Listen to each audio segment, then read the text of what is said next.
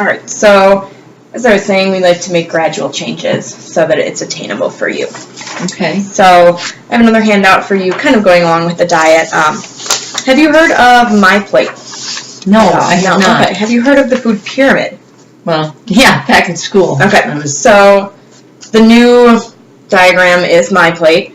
Oh. I really like it because it gives you exactly how much you should have on your plate. Oh. So you can see here your vegetables and fruits should be about half your plate, your grains a little bit less than a fourth, and your protein is about 1/4. And then you have your cup of milk or some sort of dairy in there. Okay.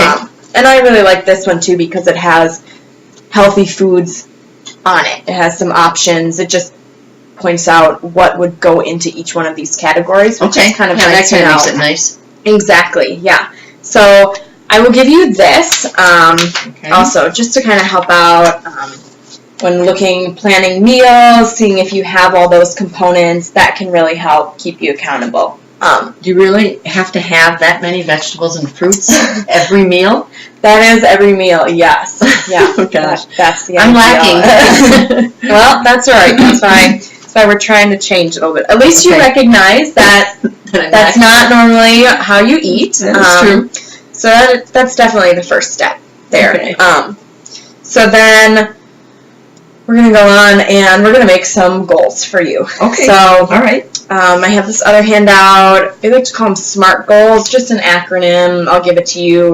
We'll write your goals at the bottom to help you figure it out. So S is specific. We don't want vague goals like eat healthier. Yeah. What does that really mean? It's kind of like your New Year's resolution. Exactly, yeah. So we'll be specific. We want it to be measurable. So, for instance, your physical activity, put a number on it. This many minutes, this many times a week or something. Okay. So at the end of the week, you could say, did I actually meet this? Did I do it? All right. Achievable. Like I was telling you before, we don't want to cut out all your sugar. It's not realistic for you. And it gets discouraging. So we want to baby steps at a time. Okay.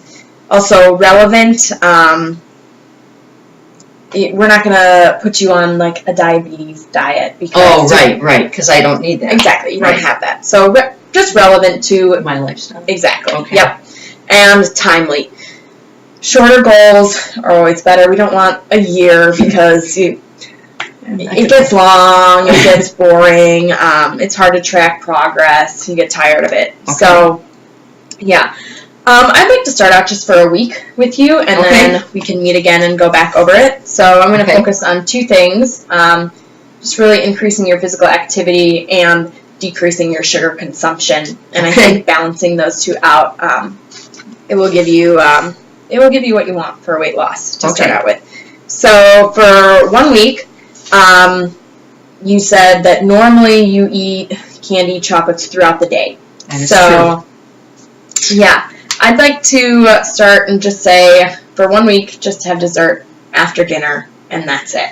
Okay. So no snacks. No snacks that are candy or chocolate or anything like that. Okay. Healthy snacks? Healthy snacks, for sure. Okay. Yeah, more fruits and vegetables. Follow my plate. Yes. Okay. And then for physical activity, you really don't do anything out of your normal routine right now. You said going up and down stairs, but that's kind of at home, until summer starts. Right. Yeah. So we're going to go 1 week, go 30 minutes a day, and we'll go 4 times a week right now. And that 30 minutes, does it have to be in that block of time? No, it doesn't. So if you're sitting at your desk for your 5 hours, and after every hour you want to get up, and for 5 minutes, you want to jog in place, you want to do jumping jacks, whatever, sit back down. You can definitely do that. Yeah. Okay. And you can have it add up to, it would be like 25 minutes right there.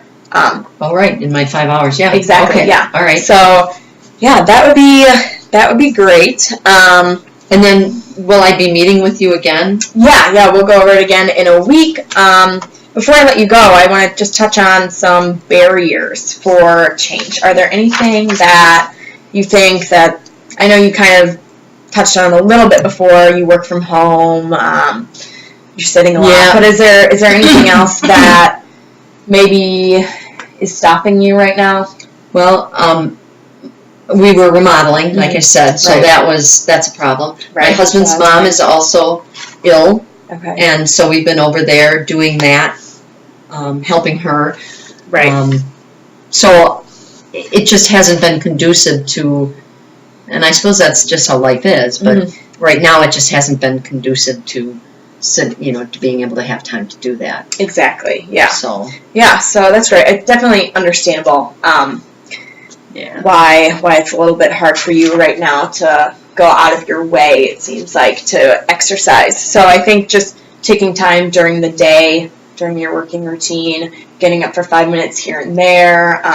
That does help. I didn't realize, I thought you had to do your 30 minutes or your hour all at one crack. You see those people on TV, they're on there for 30 minutes. And right.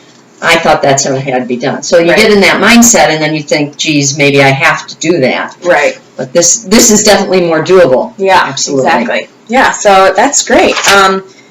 Do you have any other questions for me? Any other concerns? No, I don't. Okay. I don't, other than I'll do this, and I will then end up back in a week and we'll discuss more. Yeah, Okay. for sure. All right. All right. Thank you so much for your time. Thank you very much.